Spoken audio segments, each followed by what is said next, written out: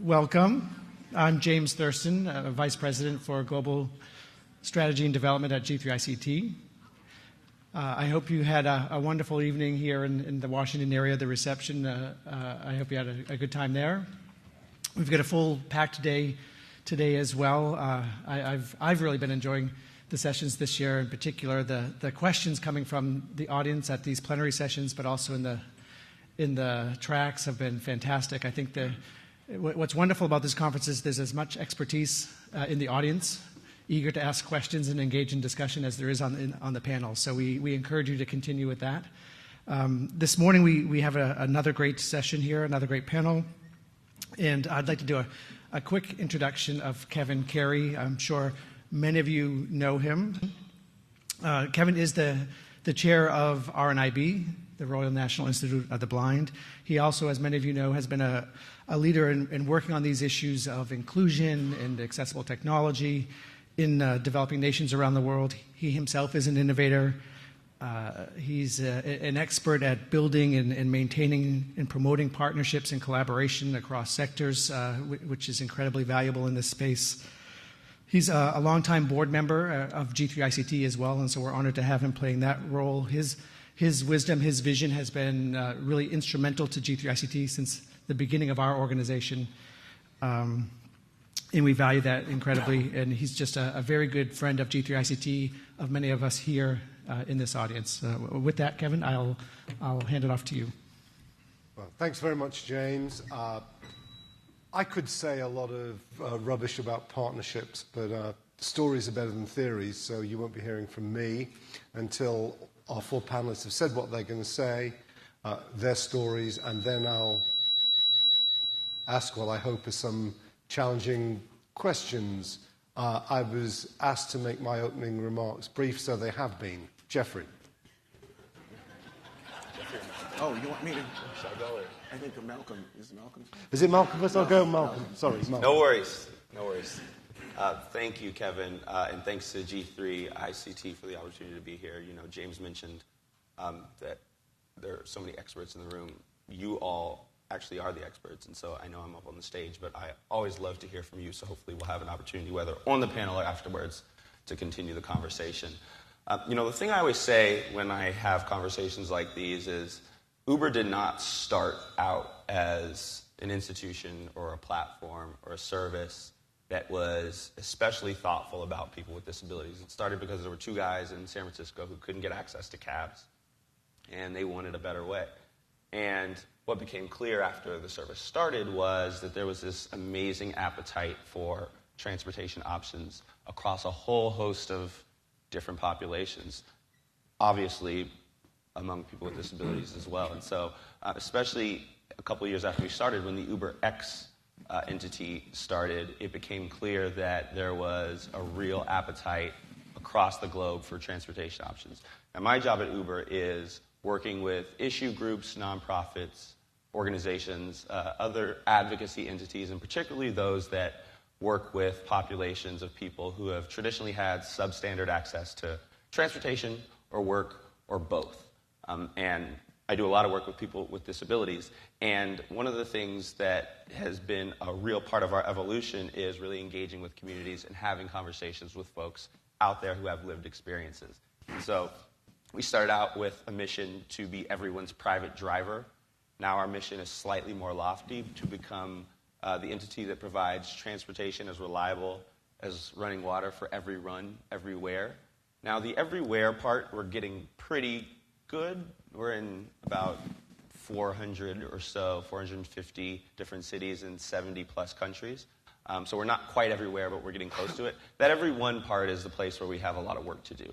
I think we've made some really significant innovations. I think we've improved the app significantly for TalkBack users on Android, for VoiceOver users on iOS. We've made a lot of recent changes around things like seeing the color of the car if you're using VoiceOver, or getting a countdown ETA. And we've also made some innovations on the driver side. I always remind people that we're in a two-sided market. There's the riders, which most folks think about, but there's also the drivers. And so we've made some innovations in the app to allow drivers who are deaf or hard of hearing to communicate better with their passengers. But I think the real issue the real place where we have a whole host of challenges that we've yet to figure out how to accomplish is when it comes to wheelchair accessible vehicles. We're making some pretty significant investments in a handful of cities now to see if we can come up with a model that fits our business. You know, the nature of Uber now is most people are just using their own personal cars to drive around in their own time, on their own schedule. Most sedans, Camrys, you know, Corollas, your Priuses, et cetera. So we have to figure out how we can get cars on the platform that can accommodate people in power wheelchairs. And so we've done a couple of different things. There are a couple of places where we're working with people who have personal wheelchair accessible vehicles. That works out really well, but obviously if it's a flexible work opportunity, people can decide to get on the platform or get off the platform whenever they can. So it's not necessarily going to be reliable. We've worked with some entities in some cities to employ taxis on the platform. You could actually use the Uber app to request a taxi. That doesn't necessarily scale. We're not actually increasing the number of cars on the road.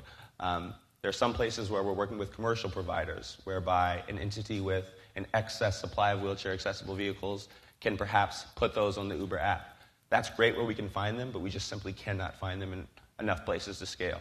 The model where we think is going to make the most sense is partnering with leasing organizations. So we have folks who want to get on the Uber platform every day who don't have cars. So instead of giving them that Camry or that Prius, we've purchased a number of wheelchair accessible vehicles, and we've made the leasing options for the wheelchair accessible vehicle better than the other options.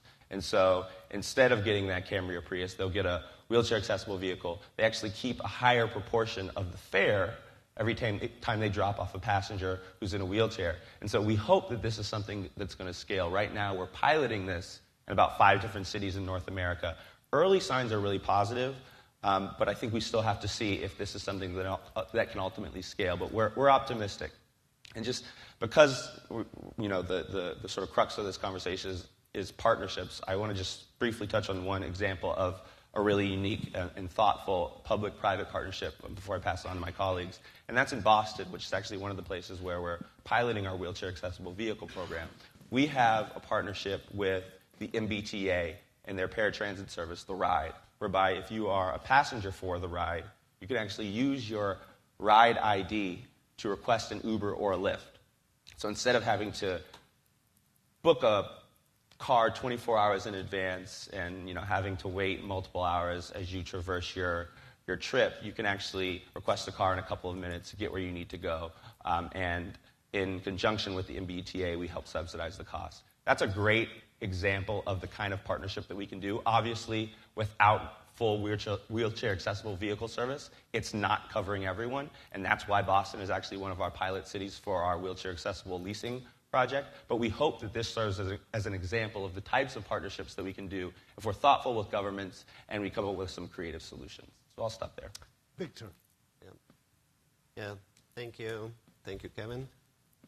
Thank you, Malcom, for this interesting presentation. Good morning, everyone, and thanks G3ICT for inviting me to speak on this panel. My name is Viktor Glushkov, and I'm representing a Russian NGO called Enabling Technologies. And we are a non-profit organization, non-governmental organization, and we basically aim to support innovators in doing their products, especially assistive technology products. We were founded a few years ago, and in a partnership with Bauman Moscow State Technical University, Beringer Ingelheim, which is a pharmaceutical company, and Connection Deaf-Blind Support Fund, and basically we are trying to address all the challenges that innovators has when they produce assistive technologies. So, doing this, we understand that we can't do it alone. And of course, it's very important to create a network of different partners and attract those partners on different stages. I'll give you a few examples. For example, information. The assistive technology market in Russia is very, very new. So the assistive technologies, it was it was introduced just recently, and the market is basically free, and nobody knows how it operates. Nobody knows how it works, except few specialists who work in this area. So our work with partners, with universities, with development institutions, with the specialists, is to go to students, to go to young engineers, to go to innovators, and just to tell them how to operate in this market. You know, the thing is that we face is that young engineers, when they produce something for disabled people, they do it as a social project, and they never think about as a business opportunity. And our goal is just to say, okay, this can be turned in a business opportunity, and it will definitely help a lot of people. So another thing is that training and accelerator programs, as we have. As I said, we need to give skills, special skills, provide special skills for them to teach these skills. But you know, the thing is that universities doing some management things, like business which operates now, they can show how to organize the production sector. And government can help in delivering information on how to work with tenders, how to work with government issues, and that's really gives the innovators important skills for further development of their products.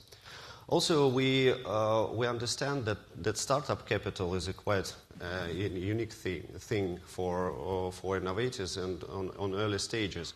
And what we basically make regular investment fairs where we invite major industry-specific partners who invest in assistive technologies, and all innovators has opportunity to present at once to 20 investors, then go to investors one by one and try to get funding. Another one of the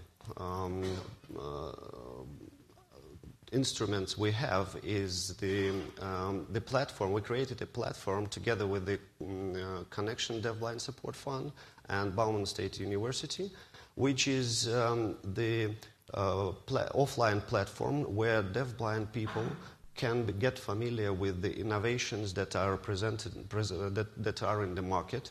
They can try them. They can learn how to use them. And for innovators, it's another option to test their products and to receive feedback how to improve them before introducing them to the market.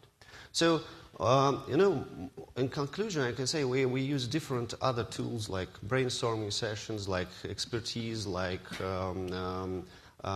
promoting new innovations on different exhibitions, on different conferences, etc.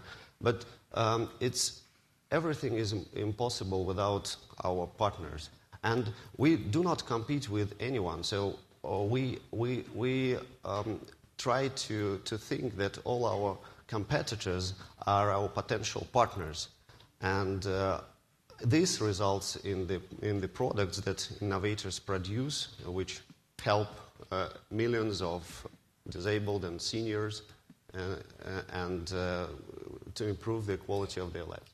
Thank you. Thanks very much, Victor. Jeffrey. First of all, good morning. Thank you, Kevin. Thank you all for coming out this morning. I mean, I woke up this morning and said, I think I'll stay in bed. And said, wait, I'm on the panel. Get up. But thank you all for being here. I'm going to kind of pull back the curtain a little bit and share some kind of behind the scenes of what we're dealing with at AT&T when it comes to partnership. When you think of AT&T, first of all, we're a huge company. We're a Fortune 10 company with over 250,000 employees, $120 billion a year in revenue, and we have a pending merger before the Department of Justice with involving Time Warner, so the company will get bigger. So you wouldn't necessarily think that AT&T needs partners to achieve its business goals, but we do, and it's very complex.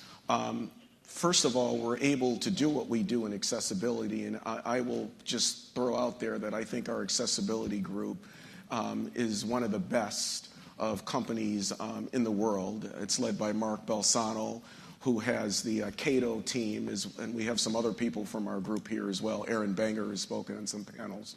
But in terms of the complexity of partnerships, first of all, it's internally. So we have many divisions within AT&T. Remember, we have wireless, we have content. We're moving more into the content entertainment business in a big way. Through DirecTV, we're one of the largest distributors of content in the United States, certainly in wireless, certainly in internet, and in various different areas. So we have to partner with the internal business units to push accessibility by design. So very early, I think Commissioner Pai, Chairman Pai was talking about, you don't want to wait late to start thinking about accessibility in your products and services. We've implemented what I view as a very revolutionary self-help program, which pushes a lot of tools to help our business units learn more and incorporate accessibility into product design. So that's internally within the business units, for example, mobility, internet, DirecTV, et cetera, on set-top boxes and things like that. Then we also partner with our employees. So we have accessibility champions who are in effect, in the business units, who are taking a leading role in championing accessibility.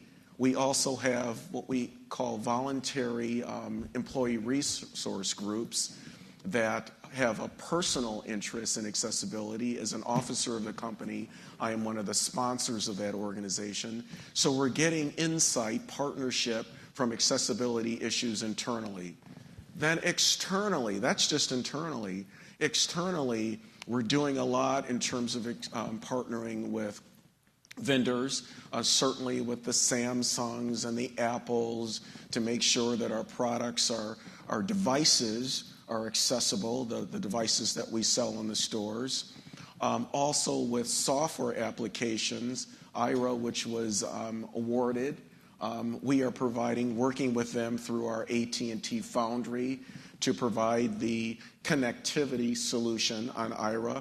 A few years ago, Blue Jeans, in terms of video conferencing, was also rewarded. We work very closely with Blue Jeans. So in many different areas, we have to partner to achieve our business goals. And I don't see Karen Strauss here, but I want to give a shout out to the FCC. You wouldn't necessarily think of AT&T and the FCC as necessarily partners. And I don't want to use the word partners because they are a regulator. They have the potential to hold our feet to the fire.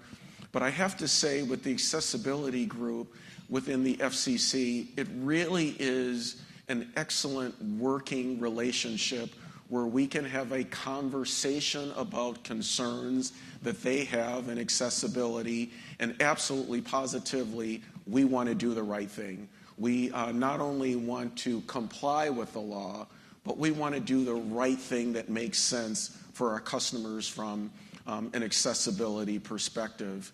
And I have to say that with you all who are in the disability rights organizations, you all play a very important role in giving information to us and also holding our feet to the fire sometimes. No doubt about it, we have a legal obligation as a telecommunications provider to reach out to the disability community. But notwithstanding the legal obligation, notwithstanding the fact that I have to certify on an annual basis to the FCC that we're complying with the accessibility regulations, we also get a lot of value of partnering with these organizations, with you all. We've had some issues where the Commission has told us, go and work with the disability rights organizations and devising a solution and come back to us. And the groups here have been just absolutely incredible in working with us. I think that part of it is we're committed to doing the right thing, and then through years of being involved in this area with Mark's team, I hope to say that we have some credibility in this area as well. So in terms of partnerships, our story is a positive. We've used this model as we've expanded into Mexico. AT&T is now, I think, the second or third largest carrier in Mexico. We've been in there for almost 2 years now. There are new accessibility regulations, and we were able to adopt the model of partnership, the model of implementation that we've implemented here in the United States, apply that to Mexico. And we've been told that AT&T Mexico has one of the more robust, strongest accessibility programs in the United States and in Mexico. Don't forget that. Thank you. Great. Okay. I'm Pat Romzek, and my day job up until recently was I led cloud strategy for Cisco. I was vice president of cloud strategy. Has nothing to do with this topic.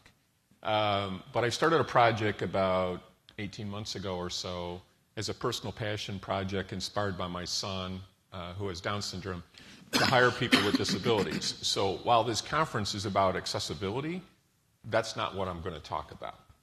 We are a great partner with AT&T as well. So we have many partners in the room, many partners in this conference. Many of these exhibitors are partners that make our products accessible, and that's going well. There's always more we can do. But what I want to talk about is what we're doing to drive employment. Because at the end of the day, accessibility is an enabler. It's sort of table stakes, right? I mean, you would expect for anyone that's going to work in a company to be able to use the technology in that company to do their job. And that's what a lot of this is about. But what we're finding is very effective is a business strategy to actually employ people with disabilities. Because despite many years of spending millions of dollars on technology, on processes, on NGOs and not-for-profits and initiatives, the unemployment rate globally for people with disabilities hasn't fundamentally changed. So, I was at the Harkin Summit a few months ago, and Senator Harkin talked about this and said, we've spent millions of dollars and we haven't moved the needle. We need to do better. So while technology is clearly part of the answer, in my view, is a business strategy and business justification, why it makes sense to hire people with disabilities. And that's what I set out to do, as I said, several months ago with a project that we call Project Life Changer at Cisco. What we did, fundamentally, it's not rocketry. We took collaboration technology, which we use every day, and we sell to many of you and other companies. We're the largest provider of telecommunications in the world. And we used it to employ people with disabilities to work in a flexible work environment. So we took accessible technology, bolted it onto our collaboration platform, and allowed people to work in a flexible work environment. Because, no disrespect, Malcolm, but we really don't think Uber's the answer. We think the answer is allowing people to work in a way they don't have to worry about getting their wheelchair on a bus or a taxi. Allow them to work in a flexible work environment where they can work from their home. So we created accessible work environments in people's homes. We prescriptively hired people with disabilities, and we've now hired dozens and dozens of people across the world. And their productivity is twice the productivity of their coworkers in the exact same jobs. And why is that? I say this to people, and people are like, that can't be. It absolutely is. We hired blind engineers in our technical center in Bangalore. Many of the tech companies here have a technical center in Bangalore. We do too. We hired blind engineers. Imagine how hard it is to be an engineer at Cisco, understanding our technology, answering customers' problems when you're blind. Their productivity is double the productivity of their coworkers who have no disabilities. Why is that? Because they work really hard, they have low error rates, they have high retention rates, and more importantly, they have a tremendous empathy for the customer. This is what our technical service managers say. These are our best employees. Not only is their productivity 220% of the norm, they have lower turnover, lower error rates, lower absenteeism, and they're our best employees because they really care about the customer. And because of the challenges they've had in their lives, they have great empathy for a customer who's struggling. So this has been a really remarkable success story. And regarding partnerships, we're leveraging partnerships with companies, with all of you, to provide accessible technology. We're leveraging partnerships with NGOs like Enable India to help us source candidates. But where do we go from here? This is about sort of innovation, right? And I've been talking with Axel, and I've been talking with Christopher Lee, who's here, about sort of the next generation of this. Because what we found at Cisco is, once you solve the demand problem, I call it the demand problem, meaning a business leader saying, I'm going to hire people with disabilities.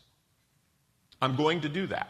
So you solve that problem. You overcome bias, you overcome misconceptions, you overcome the access, whether it's through Uber or using Cisco technology to get people to work.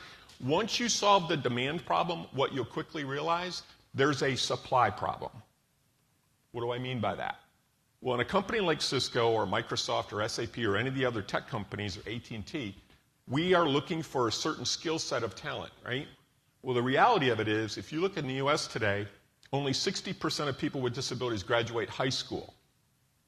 Way less than people without disabilities. Only 20% go to college. Only 16% graduate from college. Only half of them get hired. Only a third of them get hired full-time. And only a quarter of those people are in STEM jobs. So what it means is, when you're looking for talent, like Cisco is, 1 out of 100 people in the United States with a disability have a 4-year college degree in STEM, science, technology, engineering, and math, and any full-time work experience. So we are literally looking for a needle in a haystack. So we're trying to find the 1 out of 100. That's great, and that's worked really well for us. But more importantly, what do we do for the other 99? And that's where innovative partnerships can come into play. What we're talking about doing is leveraging a curriculum that we call the Cisco Networking Academy to do a prescriptive and focused program to develop people with disabilities with an employable skill set that we can then hire. So we're building a supply chain of talent to satisfy our demand. And working with G3 ICT, universities that can deliver the curriculum, NGOs that can find candidates for these programs, NGOs that can help us build these sort of ready-for-employment works, and employers, both Cisco partners and non-Cisco partners, that can hire these people when they come through these programs. That's what we're trying to do at Cisco. So partnerships are key to what we've always done as a company. Partnerships are key to what we've done with LifeChanger and our success so far. And partnerships, we believe, are key to the future, which we think is really profound. You know, Kevin, I just want to add something real quick, just to what Patrick said. So very interesting statistics. Now, I've been in this job for a couple of years. My deputy, Mark, has been doing this. He helped create this program for years. But as a relative new entrant in this area, there's one area in particular that I think I could use help on. We've got some really great statistics on the number of people who are impacted by disabilities, whether it's aging, whether it's sight, hearing, et cetera. I'd like to see us do a better job at putting some dollar values in that. I am convinced, even though I can't find a definitive study, there are some studies out there that shows the market power of this community. You are seeing, for example, in the telecommunications industry, this is not me saying this is what the press has said, ruinous competition on the wireless side. Look what's going on in terms of the unlimited data plans, et cetera. Look what's happening on the pay TV business. Our kids are unlikely to buy bundles. They're interested in the YouTube phenomenon, the over-the-top. So huge competition in the telecommunications industry. I believe that what we're doing in terms of making our products accessible to a population that is growing could give us a competitive edge. So if AT&T, and I believe that we are, has an advantage in its full suite of products, not only our products, but our website, which is accessible to those with disabilities who want to order our products and services, That gives us a competitive advantage, and I think it would help this community if we could tell not only providers but legislators, we're talking about billions of dollars of spending here. I know what the law says, I know what the moral authority is, but let's talk dollars and cents. Our dollars demand some action in this area. Excuse me. I would just add to is. that. I think there's a profound opportunity for us to. Everybody understands the social justice side of this argument. Everybody does, right? Everybody understands why it makes sense to enable and to employ people with disabilities. The challenge is that many business leaders don't really believe or understand the business opportunity. And that's exactly what you said, Jeffrey. There's two business opportunities. Number one, there's an external customer-facing business opportunity that we need to do a way better job of articulating. The other side of the coin is there is a workforce productivity business opportunity as well. And that's what I was talking about, our experience. And there's just not enough communication awareness around that at all. It's not hard. It is absolutely clear based on our experience that people with disabilities in the same job, if you enable them and give them an opportunity, they're going to perform at or above the level of their coworkers. No question about it. And it's because these people have been overcoming obstacles their entire lives. They're fearless, they're loyal, they're customer focused, but there's a whole business case around that. It's not just the social sort of nice to have sort of things that makes you feel good. There's a business case. And the business case is very profound. And what speaks to business leaders is business case, whether it's customer business case or workforce business case. I think you're absolutely right. We need to do a way better job of this.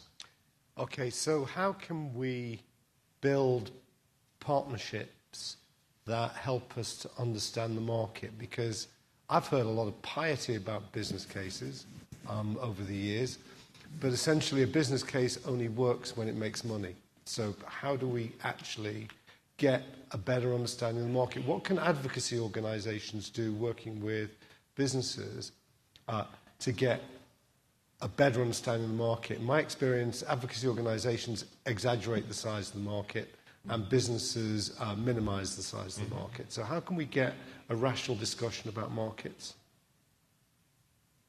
Well, I think advocates can't advocate in silos and businesses can't try to innovate in silos. I think working together is the way that you actually get at the value that these folks can be to businesses. For example, I mean, we didn't realize the value that we could provide for deaf and hard of hearing drivers until we started working with advocacy organizations, and they told us there are these basic things that you can do in your app to make it more accessible to our population. Folks with this feature enabled on the platform have now made over $30 million driving with Uber. Their ratings are actually better than the population at large, and they're better for business because they're creating more satisfied riders for us. Now, would we have done that had advocates not told us, here are some very basic things that you should do, here are some ways that you can innovate with your product? Perhaps, it probably would have taken us a little bit longer. And so, there are conversations all the time about whether advocacy pushes too far in one direction or businesses push too far in the other direction. I actually think businesses should continue to try to do what they need to do, and advocates should continue to advocate on behalf of their populations. The key is actually working together so that advocacy is not happening in a silo, and we're not trying to create product fixes without actually talking to people with learned experience. So I think they have to operate hand in hand, and I think, Kevin, you're probably right. We probably tend to exaggerate one way, and the other side probably tends to exaggerate the other way. But if we're working together, I think we can meet in the middle and come up with real solutions. Victor, how do you understand your market in Russia? But where do you get information about your market? Well, that's a really challenging question and really challenging thing to get information because there is an official statistics, but sometimes official statistics do not show the picture. And the point is that basically we need all these NGOs, we need all governmental structures, we need business structures to work all together to collect these statistics, to see the dynamics. And basically, when there will be successful cases, for example, even for hiring disabled people or things that basically makes disabled people lives easier, and when it becomes a common thing, I think this will be a good thing, and everybody will understand that that's the case, and that's how we have to live further.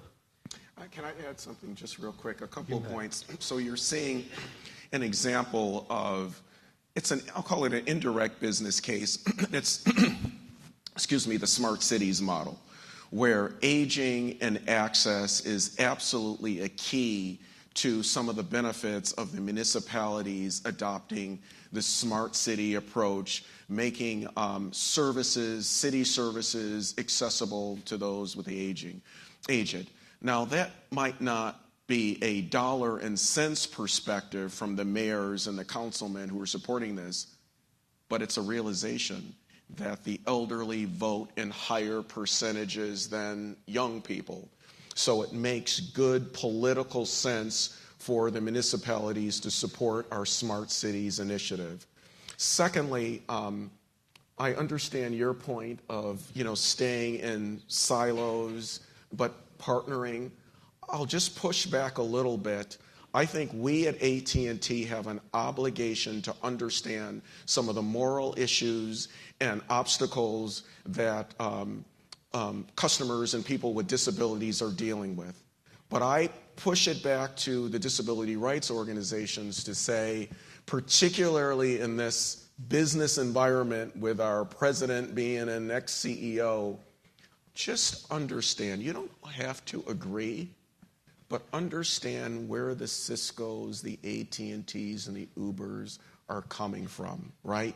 Just understand some of our concerns as we implement accessibility solutions, just as we have an obligation to listen to you and understand some of the concerns. I think that makes for a more robust and realistic partnership. Pat, if I could ask you a question. You were talking about 1 in 100. Yeah. How can the advocacy organizations make it easier for you to do that? I mean, 1 in 100 sounds difficult, but there's fewer than 1 in 100 in the United States who's a good quarterback, but they seem to get through somehow. So how are we going to get help to you in partnerships so that it's more easy for you to find the 1 in 100? Yeah, it's a great question, and that's where we need to work together. Because at the end of the day, if you're a recruiter, so you're a recruiter at AT&T, you're a recruiter at Uber, you're a recruiter, and your job is to recruit people. You get paid based on the number of people you recruit, right? Yeah. It's a lot easier. You get 100 resumes for every opening at Cisco, pick the best of the litter, you do a couple of resume reviews, use some analytical tools. Here's a candidate. It's much harder to recruit a person with a disability because you've got to go through a couple extra steps, and that's where the partnerships are really important. So what I think NGOs in particular, not-for-profits, can do, it is really up to you guys to be able to identify great talent. We've hired a lot of great talent, and a lot of it came through NGOs. Enable India is an example of one of them. But identifying great talent that has capability, that can add value to a business like a Cisco or an AT&T or an Uber or whoever, is really key. Because it's sort of the chicken or the egg, in my view. You've got people that really don't want to hire people with disabilities that'll say, it's because we can't find anybody. And then you've got the people that are trying to provide the supply of talent and saying, nobody wants to hire them. It's the business's problem because they don't want to hire them. And then the businesses will say, it's the NGO's problem because they can't give us any candidates. The reality of it is, we can both solve this problem, but we need to communicate, and that's where partnership is important. It's exactly what you were saying. We have to look at it and say, okay, let's identify what the demand is. Let's be realistic. Cisco is going to hire people that have 4-year STEM degrees or some technical experience. Let's identify the talent pool that are capable, qualified, candidates for a job at Cisco, because it may be the greatest person in the world, but if they have 0 STEM experience, 0 technology experience, and no work experience, it's highly unlikely they're going to get hired when we have 100 other candidates that send us resumes for that same job. So identifying the demand and what we're looking for, and then having the NGOs work partnership with us to provide the supply, I think is the key. I'm going to ask all the panel members a final question. Given the what we do know, and it's not perfect, about the number of people with disabilities and their spending power, and the number of people who are seniors with spending power, particularly people whose youngest child has left university and the medical bills haven't started to kick in yet, which is about 15 years spending power. Why are businesses so bad at making money?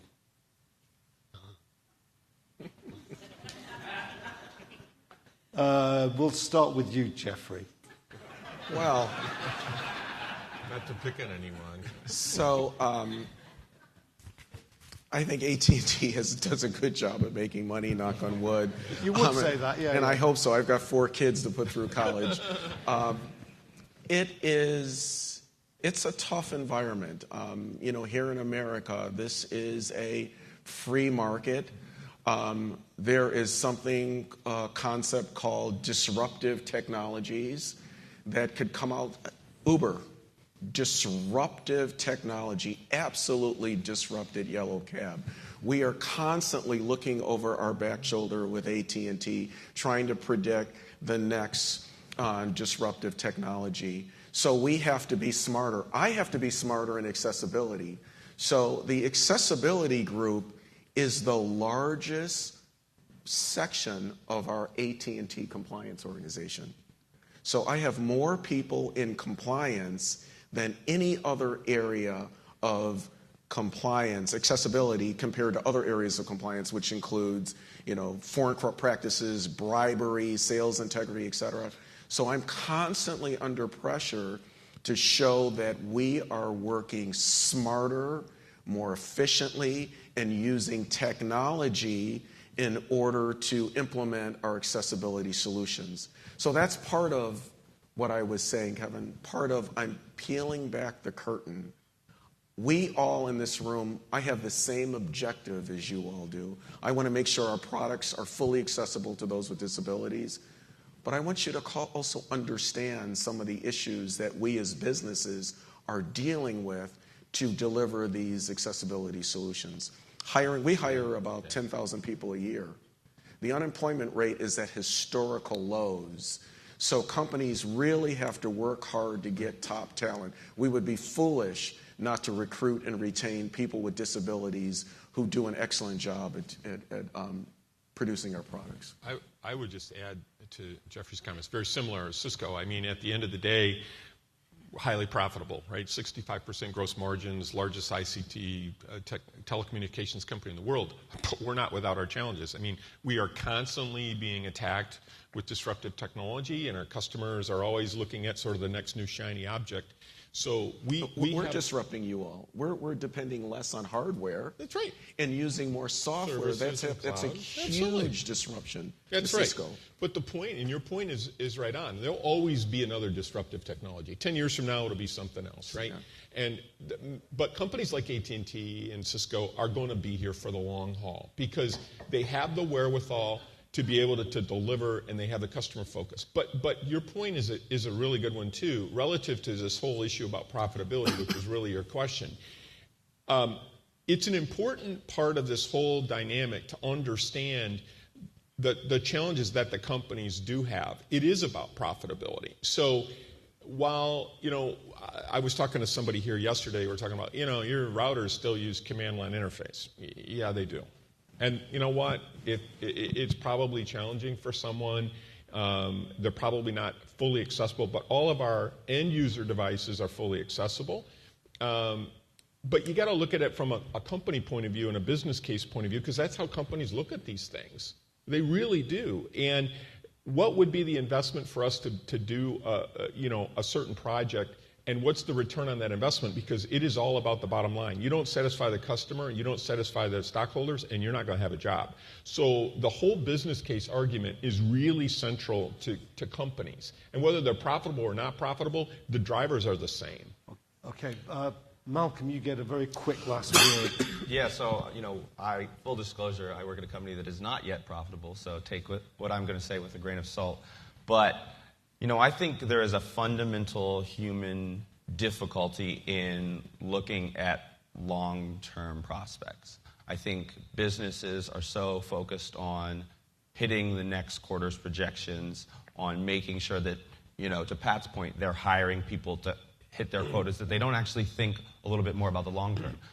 If you make these investments in the long term, whether it's in recruiting a diversity of talent, including women, people of color, people with disabilities, people of different sexual orientations, that is going to make your workforce better. It might take a little bit longer in the long term, but it will make your workforce better in that long term. It will ultimately create a better work product in the long term. We talked a little bit about recruiting and the fact that there are fewer people with disabilities with STEM degrees. That's true, but ultimately, there's not a problem with pipeline. There is a problem with us finding the best people out there. And so I think if we make investments in working with folks like the people in this room to get the best people, it may take a little bit longer. It will almost certainly be better for our bottom line in the long term. We just have to be willing to think about the long term instead of just what's right in front of us.